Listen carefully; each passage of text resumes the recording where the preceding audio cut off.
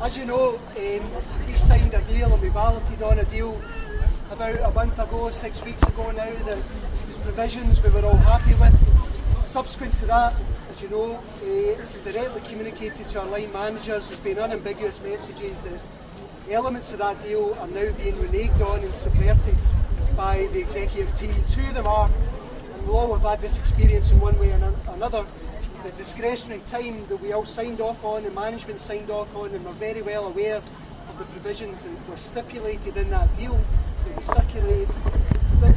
Discretionary time is in our gift. There's no ambivalence about it. We've got a professional duty to run that by our managers, but not for their permission, just as a matter of trust and as a matter of professional courtesy.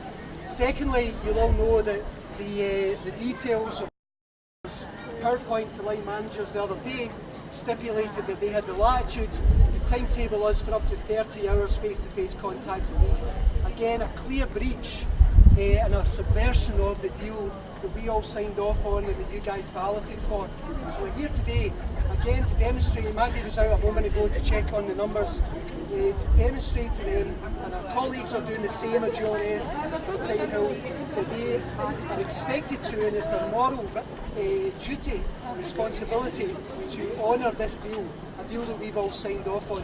So I just want to finish off, guys, by reminding ourselves, as if we need reminded, but using this moment, these 5 minutes, and we can all go back to our classes. Thank you, Cami, Councillor, as well. We have councillors. Do you guys want to come up and say a couple of words? I'm putting you in the spot. Go, Cami! Go, Cami! Go, Cami! We'll do it in a wee sec, guys. The very last thing I say is this is providing us, again, a wee bit of leverage. Our colleagues are going in with management this afternoon at GLS again to assert the provisions of this deal. The more of us that turn out, the more students we get turning out, the more staff we get turning out, the more leverage we've got to go into these meetings and demand of them the moral duty to abide by the provisions of the deal that we all thought we had signed off on. And it may just be these two things, but the more that they renege on these aspects of the deal, the more that it begins to unravel. We need to send them a message that we're not afraid to reballot if it takes it. We're not afraid to reballot industrial action. That's what it takes to make them see sense and to honour this deal. So thanks again, colleagues. I'll introduce you to a couple of councillors who are going to come and say a couple of very, very brief words. We've already had messages of support for a number of MSPs.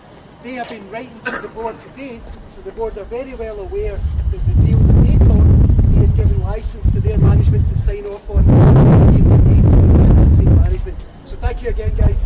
I'll introduce you to the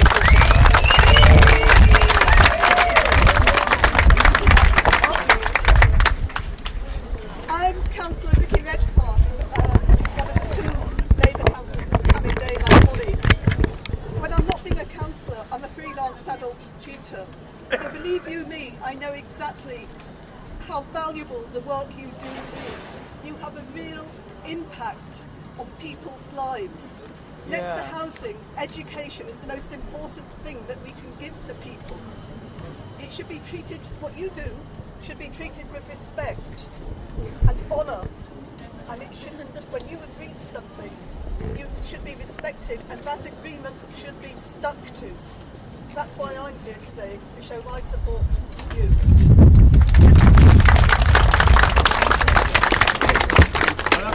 I'll probably be even briefer than Vicky. Vicky and I also formally wrote to the Board of Management a few months ago to explain our concerns with the way staff have been treated. The response we got wasn't particularly helpful, but I think that's what we presumed. Like Vicky, I'm here to support local people, local workers who are running an education establishment for 40% of local students here from North Edinburgh. I think when the Edinburgh College merger happened, we expected there to be some staff in negotiations, not that people get screwed over and you lose their terms and conditions and pay, pensions and holidays. So well done on the turnout. I hope this continues. Obviously nobody wants to strike, but sometimes that's the last piece of action that we've got to use. So Vicky and I are here to